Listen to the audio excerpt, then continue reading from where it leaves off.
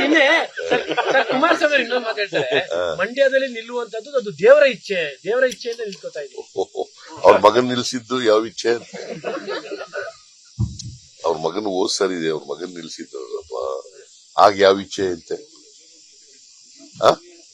ಯಾರ ಇಚ್ಛೆನೇ ಆಗ? ಹೇಳಪ್ಪ ನೀನು. ಈ ತರ ಎಮೋಷನಲ್ ಎಲ್ಲ ವರ್ಕ್ ಆಗುತ್ತಾ? ಇವೆಲ್ಲ ಏನು ವರ್ಕ್ ಆಗಲ್ಲ. ಈಗ ಹೋದ್ ಸಾರಿ ಕುಮಾರಸ್ವಾಮಿ ಅವರು ಸಮ್ಮಿಶ್ರ ಸರ್ಕಾರದ ಮುಖ್ಯಮಂತ್ರಿಯಾಗಿ ಅಲ್ವಾ? ಆಮೇಲೆ ಆ ಸಮ್ಮಿಶ್ರ ಸರ್ಕಾರದ ಮುಖ್ಯಮಂತ್ರಿಯಾಗಿ ಅವ್ರ ಮಗನ್ ನಿಲ್ಲಿಸಿ ಮಂಡ್ಯದಲ್ಲಿ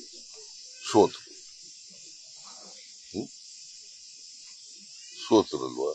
ಈಗ ವಿರೋಧ ಪಕ್ಷದಲ್ಲಿ ಇದ್ಕೊಂಡು ಅವನೇ ಇದ್ಕೊಂಡ್ರೆ ಗೆದ್ಬಿಡ್ತಾರ? ಹೇಳಿ, ನೀವೇ ಹೇಳಿ. ಮೈತ್ರಿ ಮಾಡ್ಕೊಂಡು ಬೆಲಿಗ್ ಚೂರಿ ಹಾಕಿದ್ರು ಸರ್ ಜೆಡಿಎಸ್ ಅವರು. ಮೈಸೂರಿನಲ್ಲಿ ಯಾರಿಗ ಹಾಕಿದ್ರಂತೆ ಓಟ? ಅವರು ಜೆಡಿಎಸ್ ನವರು. ಅಲ್ಲಿ ಯಾರಿಗೆ ಚೂರಿ ಹಾಕಿದ್ರು?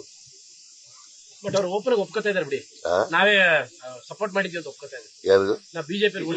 ಮತ್ತೆ ಅವ್ರು ಚೂರಿ ಹಾಕದಕ್ಕೆ ಅಂದ್ರೆ ನಾವು ಸಪೋರ್ಟ್ ಮಾಡಿದ್ರು ಅಂತ ಇಟ್ಕೊಳ್ಳೋಣ. ಅಜೀಮ್ ಪಂದ್ಯಾರಿಗೆ ಮಾಡಿದ್ರೆ ಅದು ಇಲ್ಲಿ ಒಪ್ಕೊಳ್ಳೋದು, ಅಲ್ಲಿ ಒಪ್ಕೊಳ್ಳಲ್ಲ ಅಂದ್ರೆ ಹೇಳಪ್ಪ ನೀವೇ. ಅಲ್ಲಿ ಮಗ ಇದ್ರೆ ಪ್ರಿನ್ಸಿಪಲ್ ಒಂದೇ ಅಲ್ವೇನೆಯ? ಎಲ್ಲಾ ಕಡೆ ಪ್ರಿನ್ಸಿಪಲ್ ಒಂದೇ ಅಲ್ಲ. ಮೈಸೂರು ಆಗ್ಬೋದು, ಮಂಡ್ಯ ಆಗ್ಬೋದು, ತುಮಕೂರು ಆಗ್ಬೋದು, ಹಾಸನ ಆಗ್ಬೋದು. ನಾನು ಹಾಸನದಲ್ಲಿ ಹೋಗಿ ಕೆಲಸ ಮಾಡಿದವ್ರು ಗೆಲ್ತಿದ್ರ? ಪ್ರಜ್ವಲ್ ರೇವಣ್ಣ ಗೆಲ್ತಿದ್ರ ಹೋದ್ ಸರಿ?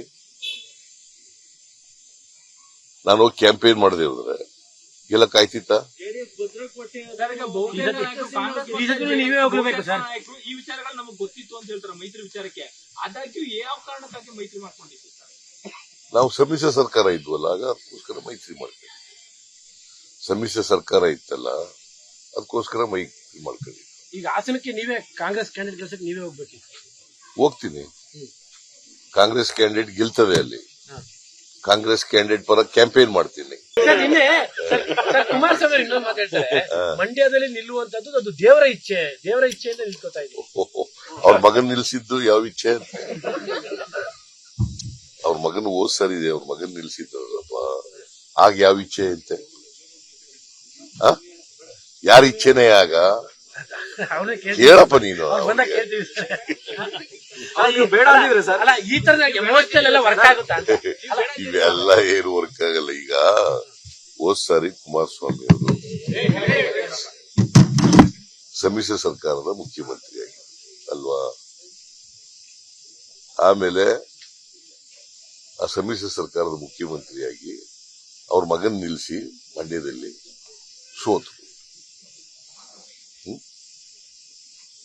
ಸೋತರಲ್ವಾ? ಈಗ ವಿರೋಧ ಪಕ್ಷದಲ್ಲಿ ಇದ್ಕೊಂಡು ಅವನೇ ಇದ್ಕೊಂಡ್ರೆ ಗೆದ್ಬಿಡ್ತಾರ? ಹೇಳಿ, ನೀವೇ ಹೇಳಿ. ಮೈತ್ರಿ ಮಾಡ್ಕೊಂಡು ಬೆಲಿಗ್ ಚೂರಿ ಹಾಕಿದ್ರು ಸರ್ ಜೆಡಿಎಸ್ ಅವರು. ಮೈಸೂರಿನಲ್ಲಿ ಯಾರಿಗ ಹಾಕಿದ್ರಂತೆ ಓಟ?